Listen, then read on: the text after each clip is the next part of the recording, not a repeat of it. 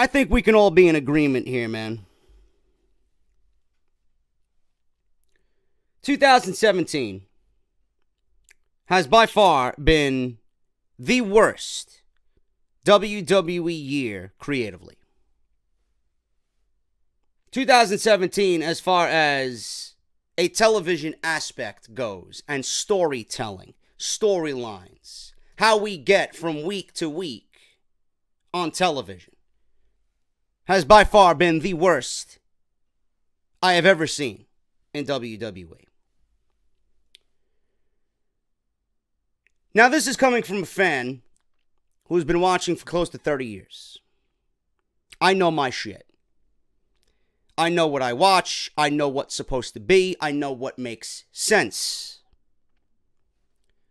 My first pay-per-view for WWE was WrestleMania 5. And I went over this several times. That's what made me fall in love with the product. I never looked back since. Ultimate Warrior, Rick Rude, Savage, Hogan. I never looked back. But I can honestly say with every fiber of my soul that 2017 has been the worst creative I've ever seen from WWE.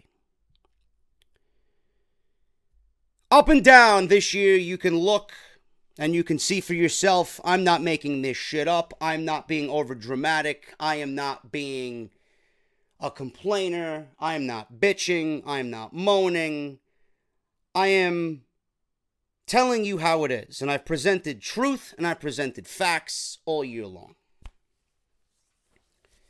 You can look up and down this roster, man, from the creative writing on Raw and SmackDown, garbage. SmackDown went from being the A show, and now it's the Z show. I don't know what the fuck SmackDown is. Monday Night Raw, 3-hour mess every fucking Monday. It never gets better. There's glimpses of hope, but at the end of the 3 hours, you don't give a shit about anything that you watched at all on Monday night. We love NXT. We fall in love with everything that NXT does. And then when NXT has their graduates that are ready to move up to the main roster, what happens to those beloved superstars that we love so much on the yellow brand? They get put on Raw and SmackDown, and then creative writing takes over, and then they're ultimately ruined, never to see the light of day again.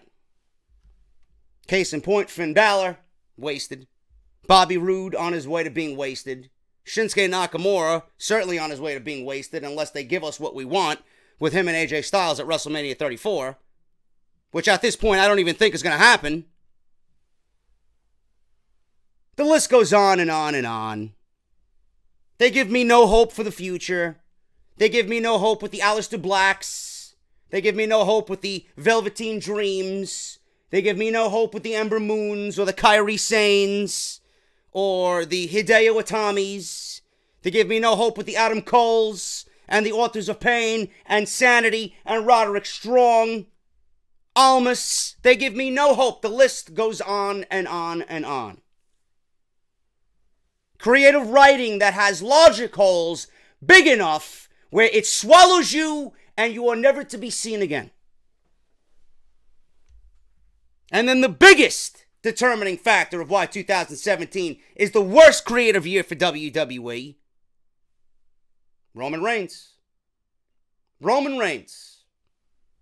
WWE will not give up in their quest to make this guy a champion amongst champions with a coronation for a king, which he got at 31, 32, 33, and now at 34.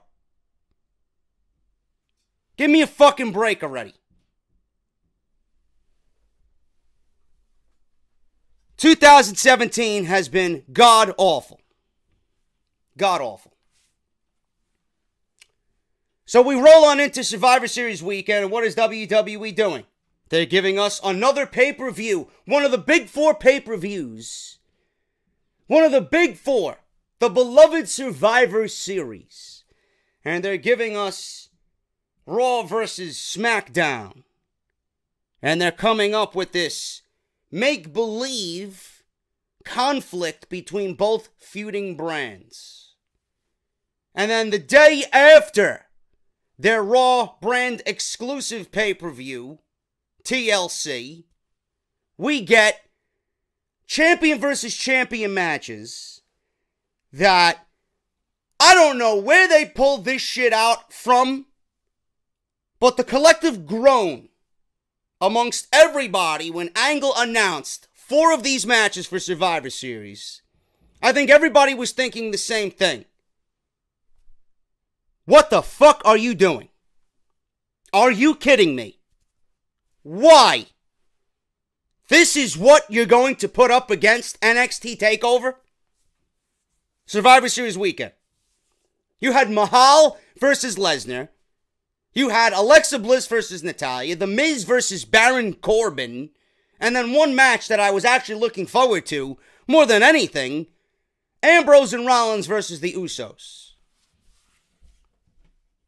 So, week 1, week 2, week 3, we get to week 4 of this Survivor Series pay-per-view build.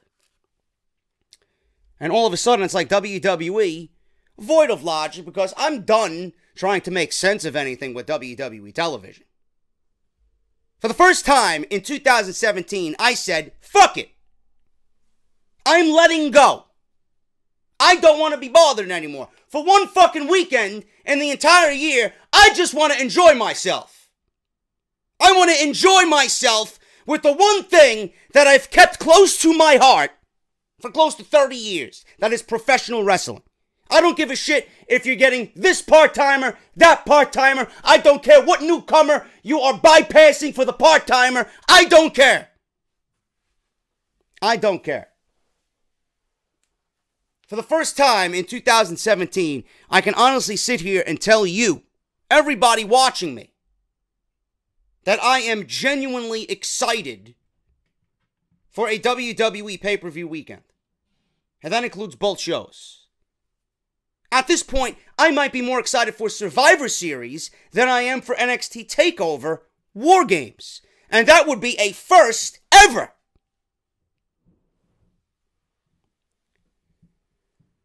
WWE, and I said this and I will say it again tomorrow on Saturday when we do talk about Survivor Series. Today we're talking about NXT. I've said this several times. I commend WWE for ultimately changing, and I mean drastically changing, the weekend for Survivor Series. We were looking forward to one show. We were all looking forward to WarGames. We were all looking forward to Aleister Black versus Patrick Clark, the Velveteen Dream. We were all looking forward to the Fatal 4-Way for the NXT Women's Championship, which is now vacant because Asuka's on the main roster. We were all looking forward to that, and we were all ready to just kind of brush our shoulders off and say, fuck Survivor Series, you know? Now WWE, in a span of 1 week, has changed everything, and for the first time all year, I can honestly say that WWE has made probably the most memorable weekend of professional wrestling in 2017. And I'm not afraid to admit that. I'm not here to suck the cock of WWE, because I never do. But I'm telling you as a fan, if you're not excited for this weekend, if you're not excited for what's happening on Saturday and Sunday, then you don't have blood running through your veins, man. If you're not excited about this weekend, you got a serious fucking problem. If you're not excited about this weekend, you're not a fan of professional wrestling, whether you love them or hate them. WWE has done right by the fans for the first time all year. With the Royal Rumbles that come around every year, and the WrestleManias that always underwhelm, and they hype up so many times during the year, yet when we get to WrestleMania, the actual event always disappoints us. When we get into SummerSlam and the big weekend that is, right? Saturday, Sunday, Monday, Tuesday at the Barclays Center. Everything's just fucking disappointing. Now with WWE taking what was a pay-per-view in Survivor Series that was about to be cut from the pay-per-view calendar because Vince McMahon didn't care for the concept anymore. Ultimately resurrected this pay-per-view and made it into one of the most must-see shows, if not the most must-see show of 2017. If you can't see that, if you can't appreciate that, if you can't accept that, then why are you even here? Why are you watching? It's going to be a great weekend for WWE fans, and it all starts with NXT. You know what? Fuck that. It all starts right now on this episode of Off the Script. We're going to talk about NXT Takeover WarGames preview and predictions. This is episode 196, part number 1 of the number 1 fucking podcast right here on YouTube.com. This is Off the Script for your Friday, November 17th, 2017. WarGames, man, I'm excited for it.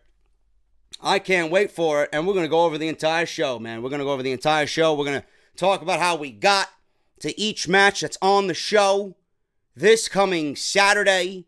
We got one match that's not taking place on the actual live show, but we'll be talking about that next week on NXT television. Pete Dunne versus Johnny Gargano announced for the United Kingdom Championship match at TakeOver, but they are filming it before the live airing of TakeOver, and that will be shown next week on NXT television, man. So, I mean, Houston, you better bring all the energy, you know? I know you guys have been through a tough time this year. You better bring all that energy, and you better make that fucking match for everybody really fucking enjoyable, man. I can't wait to see what happens with that. But we're going to go over everything today with NXT. We're going to go over all the matches, how we got there, my opinions on the feuds, who I think is going to win, where we're going to go from here, right here today on the podcast. I want to thank everybody for your love and support all weekend long. We have a lot of content on the channel. Monday Night Raw, SmackDown Live, NXT. I did an off-the-script extra video yesterday for you guys covering the release of James Ellsworthless, a.k.a. James Ellsworth. In fact, it wasn't a video that I made to bash the guy. In fact, I was overly positive about him breaking into the WWE and him being given an opportunity to do something that nobody really expected him to do, and he did something that many in this business dream of doing, and he did it.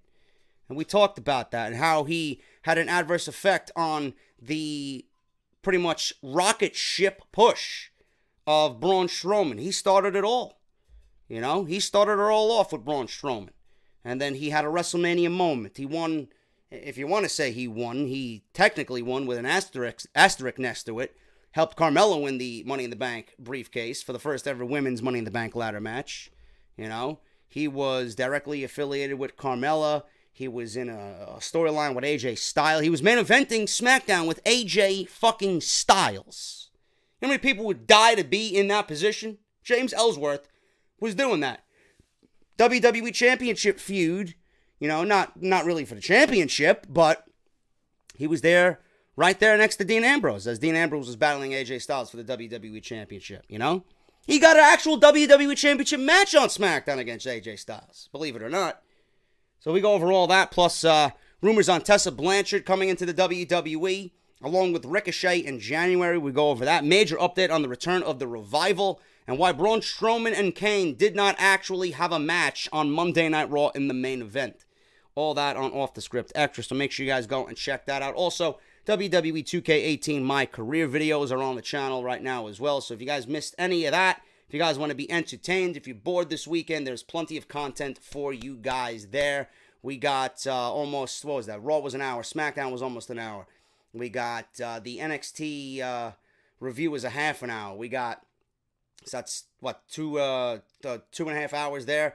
The WWE 2K18 stream that I did was almost 2 hours. That's 5.5 hours. Then the Off the Script Extras, another half an hour, 6 hours. Plus the live streaming I did on Twitch. One stream was almost 3 hours. That's 9 hours.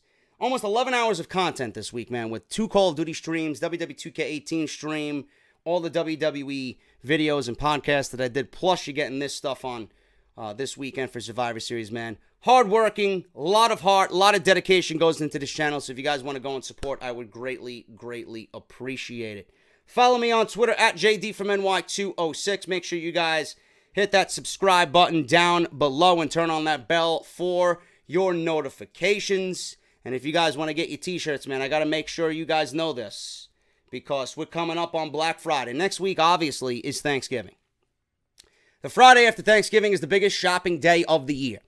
I will be getting notification sometime early next week about Pro Wrestling Tees, Barbershop Window, 1 Hour Tees, every website under the Pro Wrestling Tees banner. I am an official partner with Barbershop Window. I am going to be having 2 more new designs come to the shop. Hopefully, I'm keeping my fingers crossed that Connor gets them done. He knows about them. He's doing them now. I'm hoping we get them up before Friday. But you guys are going to have 12 different designs to choose from on barbershopwindow.com/offthescript. If you guys want a t-shirt, I'm telling you right now, if you guys have been waiting, if you guys have been wanting, if you guys have been lazy and you really haven't gotten to it yet, but you want one, I am telling you right now, this is the absolute biggest sale of the year. There's going to be major price slashing on everything on the entire site-wide, all over their websites. So if you guys want any of these designs or the 2 new ones, which I have a Jinder Mahal shirt coming out, and I have a Bench, the first official Benched t-shirt is coming out. So if you guys want any of that stuff or this stuff that you see on the screen right now, barbershopwindow.com/offthescript. I'm going to remind you guys again, I'm going to have visuals for you guys of all the banners and the coupon codes and all that stuff for the podcast next week, so you don't want to miss it. barbershopwindow.com/offthescript. I'm doing the NXT review, or not review, the review will be after the show on Saturday, but the preview. I'm doing the NXT TakeOver preview today. Usually it's a Survivor Series or whatever Big 4 pay-per-view or whatever pay-per-view beforehand on Friday, but I'm going to do NXT TakeOver today. We're going to do Survivor Series tomorrow, and then we're going to go with the regular news on Sunday, and then whatever else I got left over, I'll probably do an extra on Monday. But there really isn't a lot of news to go into an entire 3 days of podcasts. So I'm lucky I got TakeOver today, Survivor Series tomorrow, then we'll hit the actual news on Sunday. There really isn't a lot. The biggest news story, obviously, this week was the release of James Ellsworth. So if that's the biggest story, then you know there really isn't any news. So we'll tackle all that, and we'll get to the actual news this weekend on Sunday. But today and tomorrow we'll be going over the 2 big pay-per-views this weekend that has everybody talking, which is NXT TakeOver WarGames and Survivor Series 2017. I am looking forward to this show, man. And I have news on this for sure. Triple H actually had a conference call. A lot of big people in the industry, a lot of the big-time elite insiders took, part in this conference call with Triple H. Here are some of the news and notes that I took from the things that I seen on social media with Triple H talking about NXT TakeOver WarGames and the state of WWE in this final quarter of 2017. Triple H said the idea behind WarGames and the revival of the concept is to introduce the match to a new generation of fans. Now, I love that. I love that they're bringing WarGames back. I wanted to see WarGames ever since it's been rumored to be coming to the main roster. Triple H has the fortunate circumstance to now utilize this concept in his brand, in his image, for NXT. There is one change, though, which we will get into, which I am not really sure I am all too keen on. NXT isn't perfect. The decisions at NXT aren't always the right ones. But there is one major change to this WarGames concept that WWE is reviving. I don't know if this is going to be an every year thing. I don't know if this is going to be NXT's answer to Survivor Series weekend every single year. It might be, being that this is a match that he introduced and revived to bring to a new generation of fans. You can interpret that however which way you want. It could be a one-time thing. It could be an every other year thing. It could be a yearly concept. I don't know. But we have to see what happens. If they do it again next year, then I'm more prone to say and I'm more comfortable to say that, yes, WWE is going to bring WarGames back as an every year concept during Survivor Series weekend. WWE has Survivor Series, Raw vs. SmackDown, NXT. He's going to give you War Games every single November. So interpret that as you wish. He wanted to start off by saying that the Undisputed Era, or what I like to say undisputed. The Undisputed sounds better than Undisputed Era. Them as a faction. He wanted to start out and say that to get them rolling is important, and that there was a buzz about them coming in, and they joined the company around the same time. He says that there will not be a roof. This is where I don't think people are going to be too happy. He says that there will not be a roof on the cage. There will not be a roof on both of these cages at War Games because it's a little bit limiting because the style has changed. He said that Arn Anderson wasn't doing moonsaults off the top of cages. He talked about doing it in a modified way, and there were some concerns and tweaks made, but he doesn't feel like the main concept has changed, and the match doesn't really get going until everyone is in the ring. He feels that the small tweaks made the work for the in-ring style better for this generation's talent. That's what he said. Now, I can understand where he's coming from, and I have full faith in Triple H. I really do. When it comes to what we see on NXT, I have full faith in Triple H delivering something that is going to be great. Now, my first instinct when I read this was, why? Why are they removing the top of the cages from both of these steel cages that are going to be covering 2 rings for this War Games match? The original concept had a top on the cages. If they take the tops off, my first instinct was, well, then isn't this just a double steel cage match? You know, these guys are supposed to be enclosed because of the chaotic nature of this storyline. You want to contain all 3 of these teams to literally beat the shit out of one another, and the one team standing tall is the winner, with no escape. All the chaos and the carnage is going to be confined and contained in 2 rings in 2 steel cages. That's what my interpretation was. But then Triple H, like he usually does, makes sense of a lot of things. He said Arn Anderson wasn't doing moonsaults off the top of the cages, so the need for a top on those cages, visually, it really didn't make sense for it to be, you know, without a top. It fit for that era. This era, it opens up a lot more havoc. This era, it opens up a lot more chaos. So if you're an old school head, you're probably rolling your eyes at the fact that there's no roof. Me, I'm going to be open to what Triple H has done as far as changes go, because this is going to be a war. And they're hyping War Games. I think WWE, especially with NXT, to live up to the homage of War Games, to live up to Dusty and his legacy, I don't think they're going to let anybody down. You know? There are people in this match that could thrive by climbing the cage and jumping off. That's what people want to see.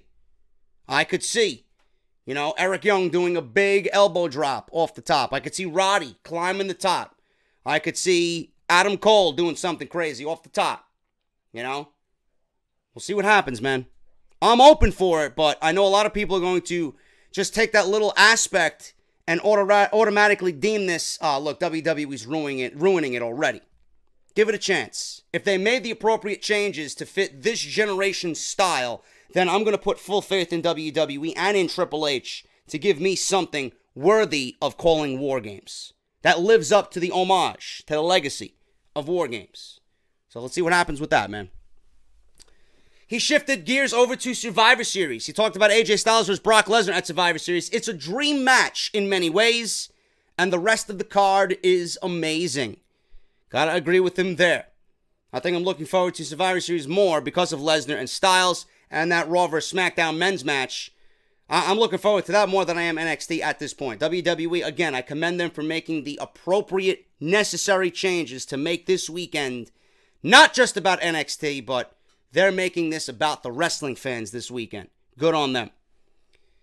he went back to WarGames. It was a coincidence that WarGames and Starrcade were brought back during the same month. He wanted to bring back WarGames, but was waiting for the right time to do it. The idea is to bring something from the past while maintaining Dusty Rhodes' vision. Again, if there's anybody in this company that is going to respect and maintain the legacy of Dusty, it's everything and everybody working for NXT. Triple H has worked closely with Dusty. Everybody that's in NXT that's working alongside Triple H worked with Dusty. The talent has nothing but great things to say about their time learning from Dusty. They are going to make sure this goes perfect and that it's going to be something that Dusty is proud of. Starrcade, I got news on Starrcade on Sunday. A new main event has been announced. AJ Styles vs. Jinder Mahal in a steel cage has been announced. We got, I think Scott Dawson is coming back in mid-December is what I reported on Off the Script Extra yesterday. Dash Wilder, I believe, is going one-on-one with Dustin Rhodes. So Dustin Rhodes is going to be making an appearance, shedding the Gold Dust gimmick, and he's going to be fighting as himself at Starrcade against Dash Wilder. So I got new matches and changes to Starrcade. Ric Flair apparently is going to be there as well. We'll talk about that on Sunday. As noted earlier this week, via various outlets, NXT will tape TV at Center Stage in Atlanta in January and February. Triple H said that they decided on Center Stage because of a logistical issue, but Full Sail is still their home, and it will be cool to go back to where he started. He wrestled at Center Stage for WCW, did Triple H in 1994. It is always good to get away from the hometown crowd every now and then. Full Sail is so keen on seeing NXT. They are so used to seeing NXT. They're almost dehumanized with NXT. You know, some things that they see, they might not be that excited about it, but if you put NXT and the brand and what you're showcasing on television to a different audience, there might be a different vibe coming from that audience because they don't get to see it all the time. When Full Sail and the Performance Center sees it every single month. So I like that NXT is taping at a different venue. I think that's going to be great. Not only for the fans, you're going to get a different energy, but it's going to be great for the in-ring action as well. You know, aesthetics go a long way. Visuals go a long way. You know, those shows might come off better on television when we see them in a different venue. I can't wait to see what they do with that, and I'm excited to see those tapings in January and February, which I do think will take them all the way to WrestleMania 34. He shifted gears to the UK show. He has hopes to have a more definitive answer on the UK show very soon. He did mention the match with Johnny Gargano and Pete Dunne will not air live on Saturday, but will air on the regular NXT TV show next week. I can't wait to see it. Houston, you better bring your fucking A game for that, man. He finally talked about being excited about stepping into the ring at Survivor Series in the same ring as Kurt Angle and John Cena. The exciting Survivor Series weekend and WarGames weekend being emotional for him because of Dusty Rhodes. This is going to be a big weekend, man. This is going to be a weekend for the fans, and I can't wait to bring you all my opinion and all my content regarding Survivor Series and WarGames NXT TakeOver on Saturday, man. So those were some of the highlights from the conference call with Triple H. The big thing being that the roof on the steel cage for WarGames is removed. Like I said, do not worry about it. I would not worry about it too much. Triple H, I think, gave the best possible answer. And I'll go over it again if you weren't listening. Arn Anderson wasn't doing moonsaults off the top of the cage. Is back during the early days of WarGames. This is a different breed of athlete. This is a different breed of generation of superstar. We're going to get some of those guys who are going to want to risk, high risk, and go crazy. This is their WarGames. As long as they keep the real essence, the true essence of what WarGames is, I'm okay with them putting their little touch on it and making it different, making it their version of WarGames. So that is what Triple H is trying to get across. That is that. I wanted to go over that stuff with you guys before we get into the preview and predictions of WarGames NXT TakeOver. Saturday, November 18th, 2017 from the Toyota Center in Houston, Texas. This might be one of the best takeovers of 2017. We got 5 matches on this show. Cassius Ohno versus Lars Sullivan. Aleister Black versus the Velveteen Dream. Drew McIntyre defending the NXT Championship against Andrade Cien Almas with Zelina Vega. Ember Moon versus Kairi Sane versus Nikki Cross versus Peyton Royce for the vacant NXT Women's Championship. And then we got the Authors of Pain and Roderick Strong versus Sanity, Alexander Wolf, Eric Young, and Killian Dane versus the undisputed Adam Cole, Bobby Fish, and Kyle O'Reilly. We're going to start off with this match, man. Ohno. Oh, no. As you guys see him there. Versus the man, the beast, Lars Sullivan. I have made mention on NXT Review. If you guys don't watch NXT Review, you should start watching it, man. I'm a little bit more positive on Wednesdays than I am on Mondays and Tuesdays. Lars Sullivan is going to be the Braun Strowman of 2018. If you guys have not watched Lars Sullivan in action, I urge you to do so. The guy is a total package. Not perfect by any stretch of the imagination. He does need some more work. But I will say this. The way he's come across in a couple of months now of being pushed on WWE television, I see major things in store for Lars Sullivan. Lars Sullivan, in fact, was one of the athletes that Brock Lesnar flew to the Performance Center personally to train with.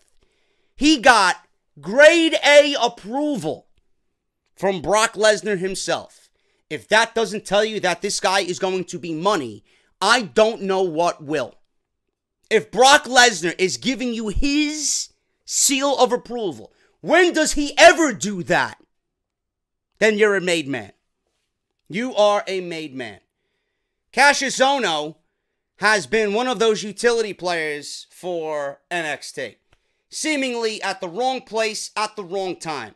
He's always been that guy to put someone else over. And I think he's going to continue doing that here at TakeOver. On November 8th of NXT, Cassius Ohno requested a match against Lars Sullivan because he wanted to prove to William Regal that he belongs in the NXT Championship title hunt. Regal neglected Ohno and said, "Are you sure? Do you really want to go against Sullivan?" Regal, unfortunately, gave Ohno a death wish and said, "You want it, you got it." Made it official. Sullivan, on this past week's show, destroyed Cruiserweight Classic competitor Raul Mendoza. Someone ordered a body bag, and he put Mendoza in the body bag. He destroyed Mendoza. Ohno came out and prevented Sullivan from further beating up Mendoza, and they stared at each other until Sullivan left the ring and laughed at Cassius Ohno. Now, my opinion on this match is this is a one-sided affair. Is it going to be a hard-hitting match, hard-hitting affair? Absolutely. I can't wait to see what these two guys do. I mentioned on NXT Review, Cassius Ohno, though I rag on him and I poke fun at him here and there, the guy could fucking wrestle. Cassius Ohno can beat the shit out of you. He could probably out-wrestle anybody on the NXT roster. But Cassius Ohno, again, in the wrong place, at the wrong time, but this time staring back at him is probably the biggest threat to Cassius Ohno's current NXT run, and that is Lars Sullivan.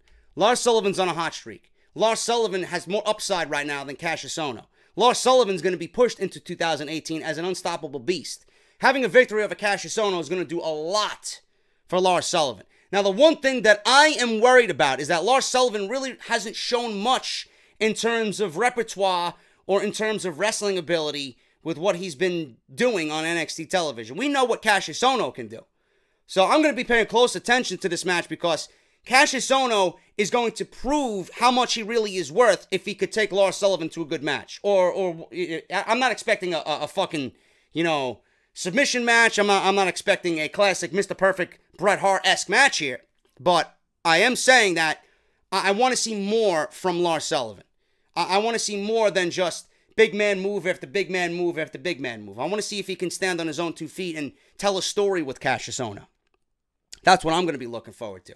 Can Cassius Ohno bring Lars Sullivan to a good match? Can Lars Sullivan stand toe-to-toe with, honestly, one of NXT's best?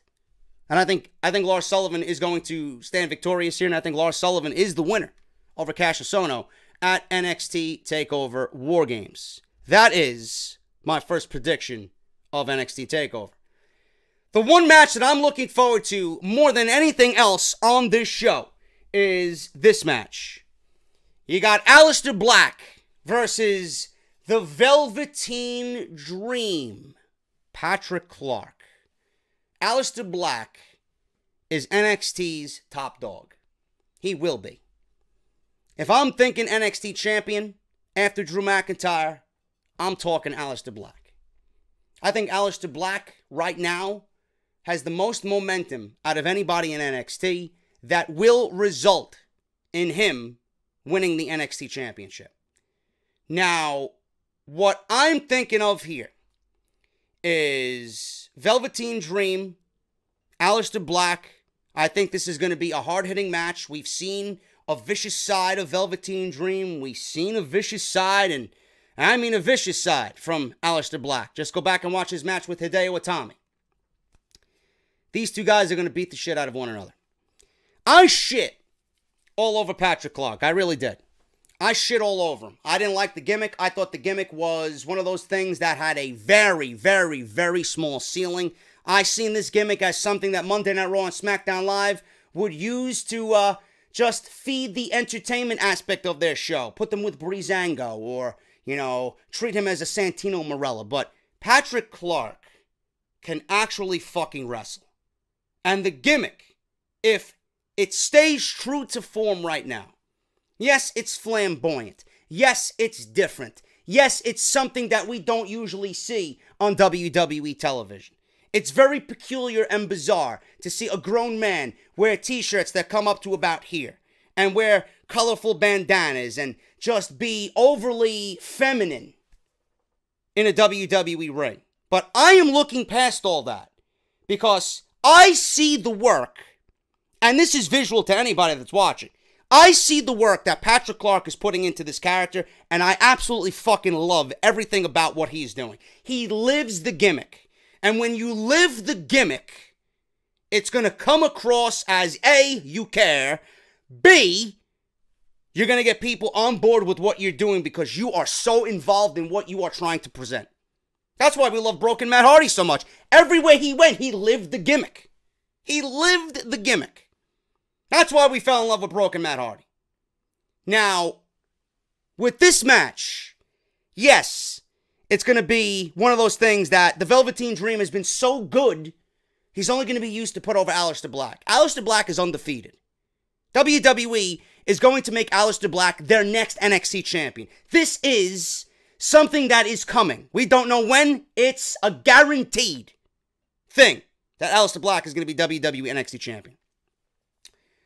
Velveteen Dream with a loss here, which I think is going to happen. He's been so good that I don't think a loss to Aleister Black is going to do anything to the Velveteen Dream.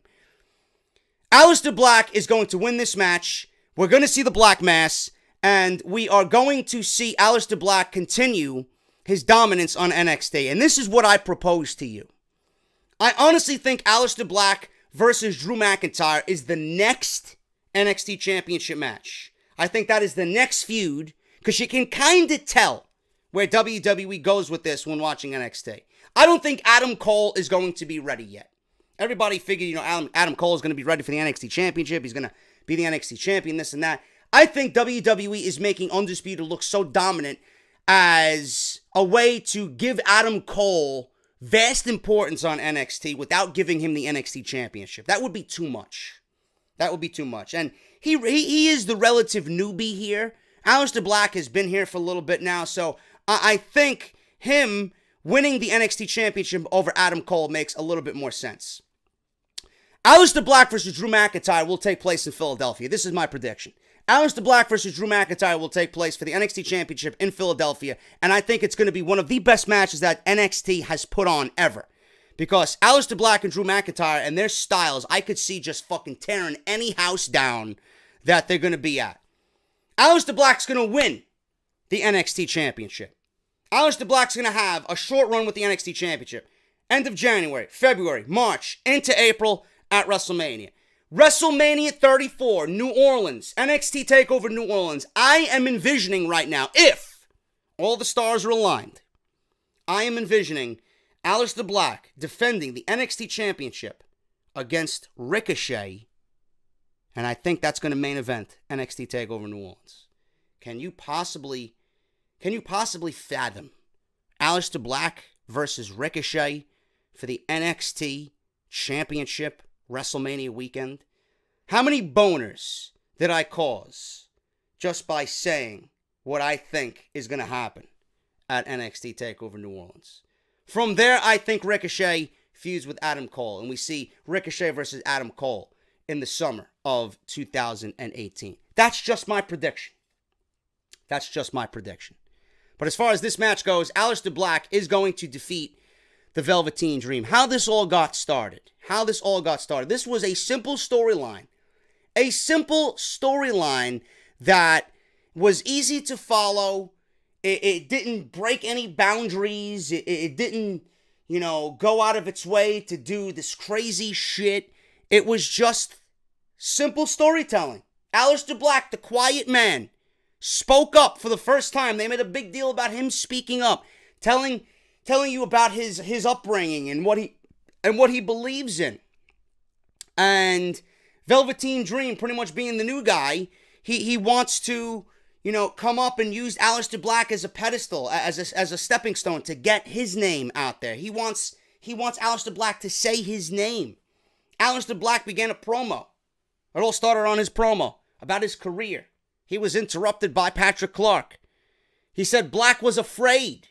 Black then kicked the microphone out of Dream's hand, which, again, attention to detail was very prominent in this storyline. They didn't use Black Mass to kick Velveteen Dream's face off. They used Black Mass to kick the microphone out of his hand because Aleister Black didn't want to hear anything that was coming out of his mouth. Then on October 4th, Black was scheduled to compete against a debuting Lio Rush. And Rush was attacked by Dream. And then he said he would have Black say his name. Black then defeated Lio the following week, celebrating with Black's signature pose. He did that little Indian style thing in the middle of the ring. Following week, Black had a match with Raul Mendoza. Dream came to ringside and stole Aleister Black's jacket. And he was staring at Aleister Black. On October 25th, Black was scheduled for a match. Dream attacked him. Then Black ran him off and stared him down.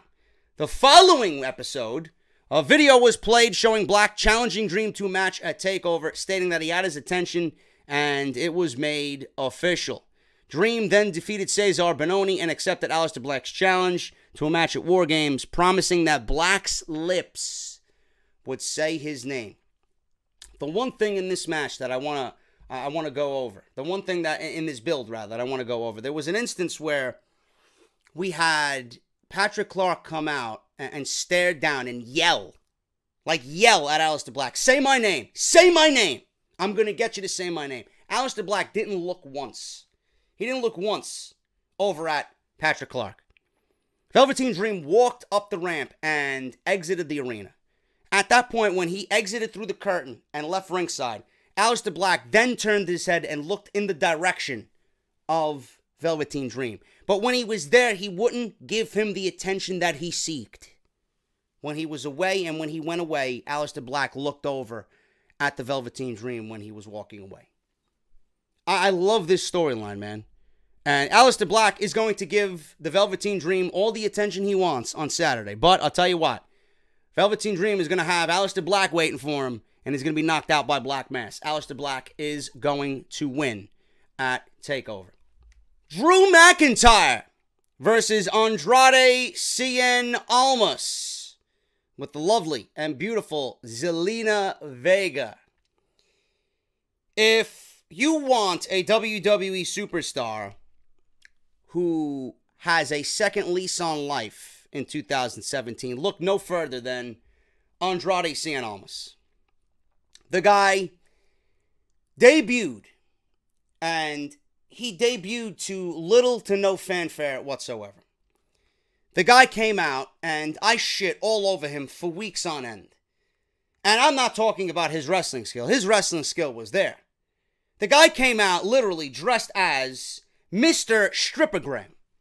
He honestly came out dressed as someone a bachelorette party would hire to pop out of a cake and start dancing and stripping his clothes off. That's what he looked like. White top hat. He had these little sparklers for his entrance. The white overalls. The white leather pants. Guy came to the ring. Nobody gave a shit about him. And it's not like they didn't want to care. WWE didn't give them a reason to care. Who was he? What is this guy supposed to be? What is his background? Where did he come from? What is he doing here? We don't know. We don't know. WWE realized this after weeks, after weeks, after weeks. There was rumors going around that Andrade was listening to Alberto El Patron, good friends with Alberto, wanted to leave WWE because he felt like they were going nowhere with him. He had no direction. He wasn't going to be successful in NXT with the gimmick that they straddled him with. Then WWE turned him heel. Turned him dark. They put black overalls and a black top hat and black leather pants on him. Gave him a little vicious side. Turned him a little dark. Got rid of the sparklers, right? Still, nobody cared about him. Put on fucking fantastic matches, a.k.a. the one with Johnny Gargano at the last TakeOver show in Brooklyn. This guy could not win. Could not win the crowd over. All of a sudden, the simplest thing, and I don't want to hear anybody ever tell me, or I don't want to see another report about why Vince McMahon doesn't want managers, or why Vince McMahon doesn't want valets, because they don't get the talent over. What is their purpose? There's no use for them. Clearly there is. You gotta have the right person involved with said superstar. In comes Zelina Vega. In comes Zelina Vega, a.k.a. the wife of Austin Aries. Zelina Vega has helped Andrade Cien Almas so much that I honestly see, now I'm to the point where I'm seeing bigger things for him. And it's all because of her. All because of her, we now got Andrade to be taken in a serious role. We now got Andrade with some backstory. We now have him fighting for the NXT Championship. Something that I didn't think was going to happen with Andrade a year ago. All because of Zelina Vega, we now have Andrade turning that page and becoming the NXT superstar, the WWE superstar that we all knew he could be. The guy is one of the best wrestlers that this company has employed. And I'm finally getting to see what we were promised with this guy. A top-tier talent who can definitely go the long way and be successful in WWE. Drew McIntyre, another story. You guys know about Drew McIntyre. The Chosen One by Vince McMahon. Intercontinental Champion. Then he got straddled with 3MB. Then he got fired, right? Then WWE brings Jinder Mahal back and makes him the WWE Champion. And Drew McIntyre is brought back to NXT to win the NXT Championship. You look at the two. I even said this on Off the Script. You look at the two. How are you going to look at Jinder Mahal and Drew McIntyre and pick Jinder Mahal out of the two to be the first of the two to win the WWE Championship? Come on, man. What planet you living on? Drew McIntyre, again, has a second lease on life. He's back in WWE. He was gone for 2 years. He traveled all over the world to excel at his craft, to just get right, to look the part, to just fucking, stick it to WWE. Listen, you passed on me. You fired me the first time. You ain't going to overlook me this time around. You look at Drew McIntyre, not only does the guy have the fucking look, the size, the in-ring ability, the mic skill, the guy looks like a fucking wrestler. He looks like a champion. Drew McIntyre, if you want to give this guy the ball to run with in the WWE, this guy could be everything that Roman Reigns is not. You look at Drew McIntyre and you see fucking grade A class athlete, superstar. He's amazing. He looks the part in everything. He sounds the part in everything. I could see him being an ambassador for WWE. This guy could be, literally, he was the chosen one. It took him a while to get there, but now Vince McMahon's premonition on the chosen one might be Drew McIntyre. If he wants him to be. I don't know if Vince McMahon has seen Drew McIntyre lately, but when Drew McIntyre shows up on SmackDown or Raw, he's going to be like, what the fuck did I do? Drew, is that you? Yeah, man, it's me. This is going to be a damn good match, man. A damn good wrestling match. Drew McIntyre beat Bobby Roode to win the NXT Championship. That's when Bobby Roode was promoted to SmackDown. October 4th rolls around. McIntyre successfully defended his title against Roderick Strong. Zelina Vega then comes into frame and interrupts McIntyre's promo, stating that Almas and McIntyre were the same, accusing him of avoiding Almas and expressing Almas' interest in challenging him for the NXT Championship. So McIntyre said, listen, why are you here doing Almas' work? If Almas wants a shot, all he has to do is be like Roddy. Be a man, meet me face to face, ask for a shot, and I'll give you one. He doesn't need to send you over here to do his work for him. So Vega then says, listen, you've been ducking us. Where are you? We've been asking and waiting for a contract for an NXT Championship match. And she went on to say that McIntyre and Strong are weak compared to Almas. Almas then defeated Roderick Strong after Vega physically interfered in their match. And afterwards, I think that was the match where Zelina Vega did a head scissor takedown or Hurricane Rana on Roderick Strong on the outside. I mean, the woman's just fucking crazy. You know, those Spanish women are fucking crazy, especially the Spanish women from New York. Fucking crazy. Vega then challenged McIntyre to meet Almas in the ring the following week. William Regal had the contract in hand. They had an official confrontation, a contract signing to be had. On the November 1st episode of NXT, McIntyre signed the contract to defend his title at WarGames. He brought it to the ring, but Almas, like the man that he is, attacked McIntyre from behind. He signed the contract and then put it right on McIntyre's chest. There's your match. And then the go-home show, seeing both of them just battle it out. There was supposed to be a face-to-face confrontation. That led to a big brawl. Zelina Vega did a cross-body block attempt on the outside. McIntyre got a nice handful of her ass. He was waiting to slam her. He put her down like a gentleman. Almas with the chop block. Almas with the hammerlock DDT.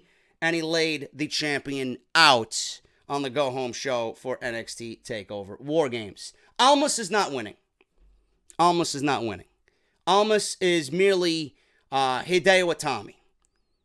Hideo Itami is, one of those guys that is just there. And I don't want to say this about Almas, but the truth is he's just there. Hideo Itami was the same way with Bobby Roode. He was just a WWE superstar in the way to get to the next match. And that's what Almas is. Almas is a WWE superstar in the way during Drew McIntyre's title reign to get to the next bigger stage, which is going to be Aleister Black. That's what I think it's going to happen. Almas is not going to win. In fact, I think Almas is being moved up to the main roster because realistically, you look at this, what does Almas have left after TakeOver? There's nothing for him. There's no mid-card title that he could go fight and challenge for. He's not a part of a tag team. Either they put him on 205 Live, which I don't think they should do, or they put him on SmackDown Live, in which I think he could thrive on. I think Almas with Zelina Vega on SmackDown Live would be gold. Gold! So I think Almas is being moved up after TakeOver WarGames. More rumored names to be announced. We'll talk about that in a little bit, but Drew McIntyre is going to retain the title. He's going to defeat Almas, and I think McIntyre is going to go on to challenge Aleister Black for the NXT Championship, and then I think Almas is going to be moved up to the main roster. So that's what I think is going to happen there. Drew McIntyre is going to beat Almas and retain the NXT Heavyweight Championship. Ember Moon versus Kairi Sane versus Nikki Cross versus Peyton Royce. Vacant NXT Women's Championship. We all know how this ended up coming to be. Kairi Sane won the Mae Young Classic. On top of winning the Mae Young Classic, the prize for winning the Mae Young Classic was a spot for a vacant NXT Championship. So she did not even have to fight to get involved. Kairi Sane was already there. Fatal 4-way. Ember Moon.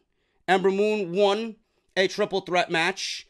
Nikki Cross lost her triple threat match because of the Undisputed and Taynara Conti.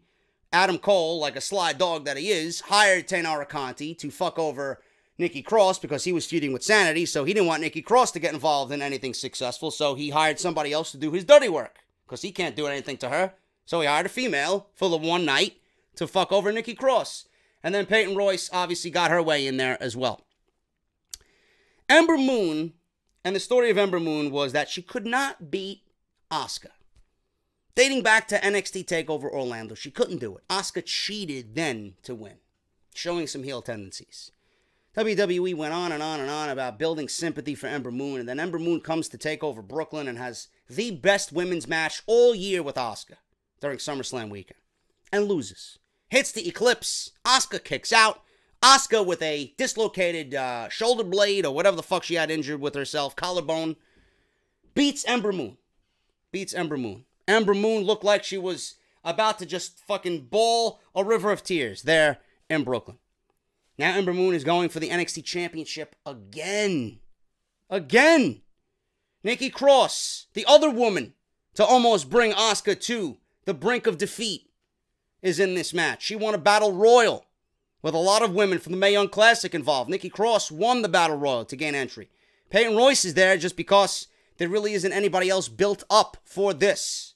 There's nobody else ready for this role yet. So Peyton Royce, always a good utility female performer. A lot of people saying, JD, who would you want to win this match? Who makes the most sense to win this match? I'll tell you what, Peyton Royce is not going to win. I think Peyton Royce and Billie Kay are being promoted.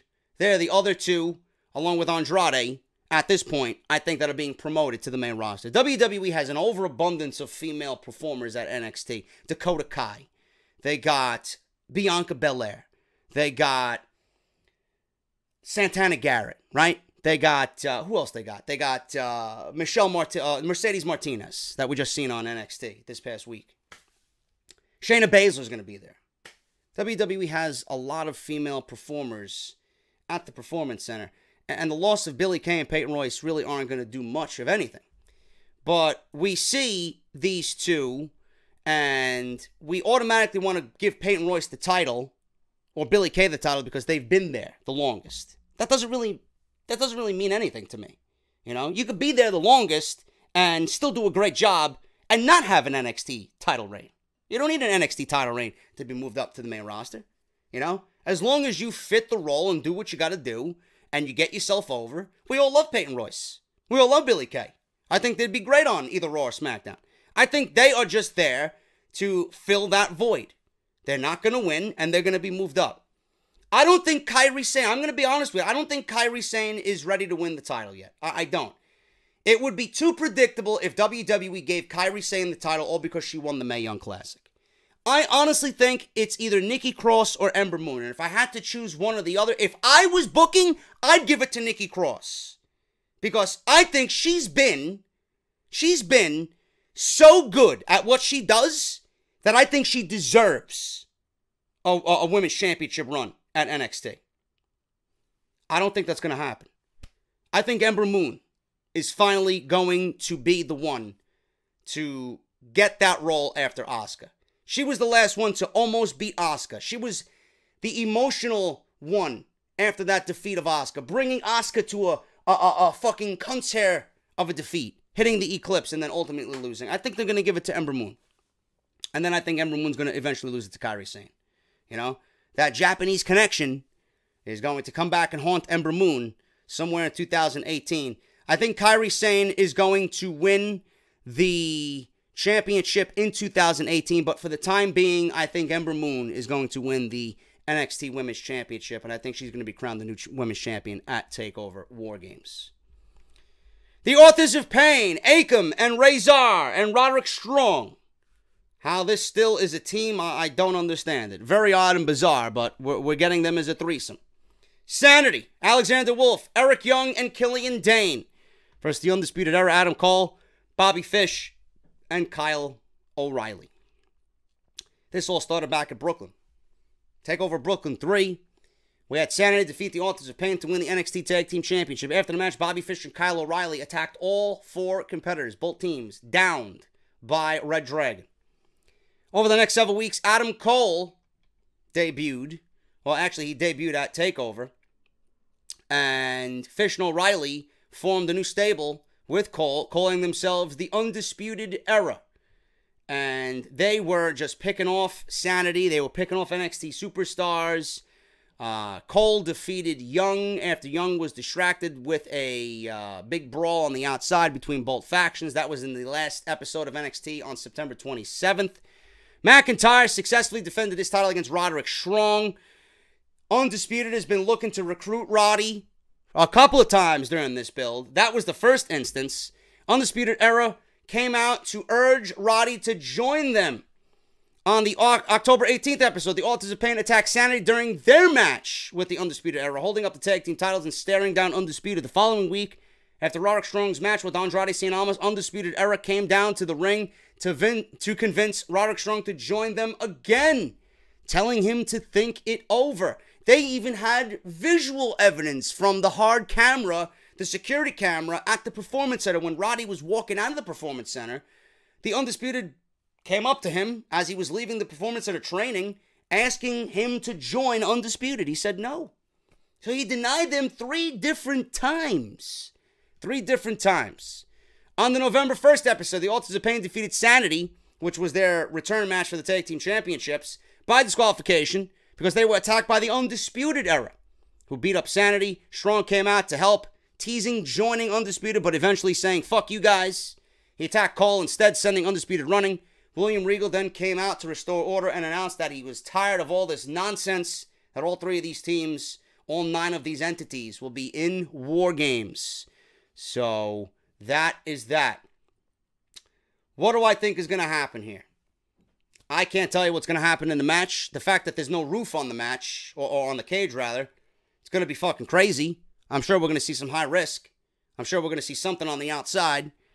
But all in all, this is the big thing that's going to happen here is Adam Cole, Bobby Fish, and Kyle O'Reilly are going to win this match. There's no tag team titles on the line here, so a loss for Sanity really isn't going to mean anything. They're going to do their thing. Authors of Pain, I think, are being moved up after Takeover WarGames. There's really nothing else for them to do. They might get another rematch for the Tag Team Championships, but at that point, I don't think they're going to win it then, and I think they'll be moved up after WarGames. Roderick Strong is the wild card here. I think after 3 attempts of saying no, no, no to the Undisputed, I think Roderick Strong, and it makes sense, Roddy's going to join Undisputed, and he's going to help Undisputed win this WarGames match. Why do you say that, JD? You look at Roderick Strong. Roderick Strong has no identity. WWE did a very good job this year of building him up and getting us to care about him. When he first came in, nobody cared about him. He was just that guy who came over from Ring of Honor who can have great matches. But he didn't have any personality. He didn't have any mic skill. A lot of people were saying and speculating that Donovan Dijak was going to be, the guy to help Undisputed win in this match. I don't see Donovan Dijak coming over and helping the Undisputed. I think Donovan Dijak is going to be an entity on his own that is going to get over on his own. When WWE looks at the size of him and what he can actually do and what he's capable of, they're not going to want to hide him behind a faction. Roderick Strong is the type of guy where he's already gotten an NXT title shot. He's fought in Bobby Roode. He's gotten into a title match with Drew McIntyre. He lost. There's nothing else for him to do. He's going to be lost in the shuffle after this match. To get him to that next stage, I think joining Adam Cole is going to be better for him than if he's on his own. That's what I think is going to happen. There's going to be some internal screw job here.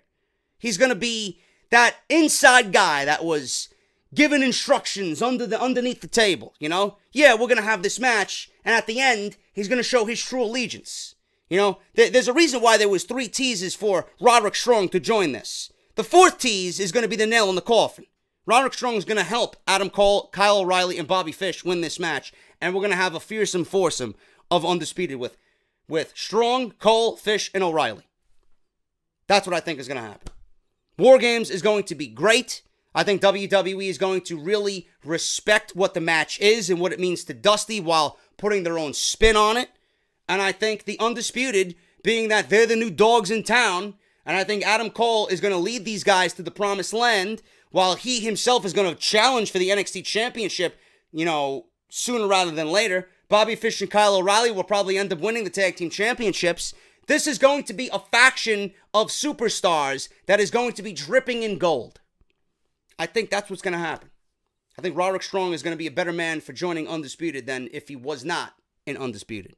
Undisputed is going to win this match, And I think Undisputed is going to be that stable that's going to be the NWO or the Shield of WWE. And I think that's what's going to happen, man. So that is my prediction on TakeOver WarGames. I hope you guys enjoyed everything. Let's go over it again, man. We got the women. I think Ember Moon is going to win the Fatal 4-Way for the NXT Women's Championship. Andrade Cien Almas versus Drew McIntyre. Drew McIntyre is going to retain the NXT Championship.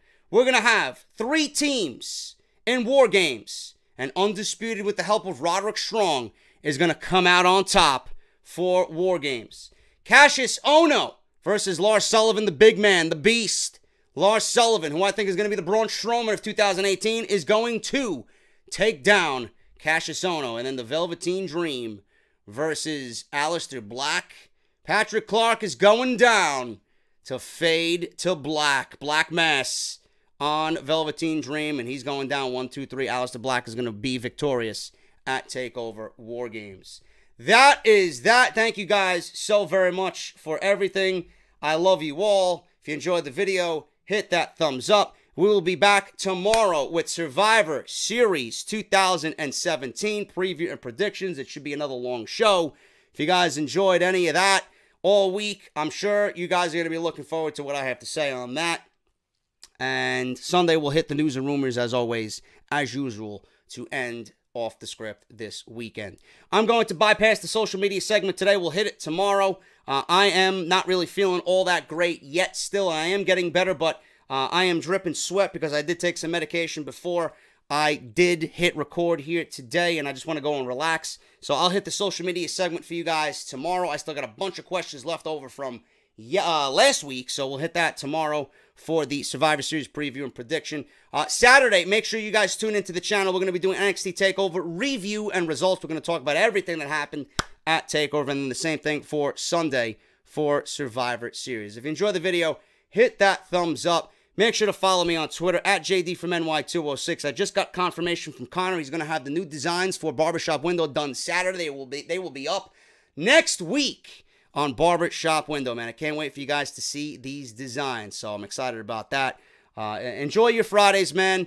I'm going to get out of here. I'll see you guys tomorrow for Survivor Series preview and predictions. Until then, make it a great Friday, and I'll see you guys later for Survivor Series preview and predictions on part 2 of Off the Script. I'll talk to you later.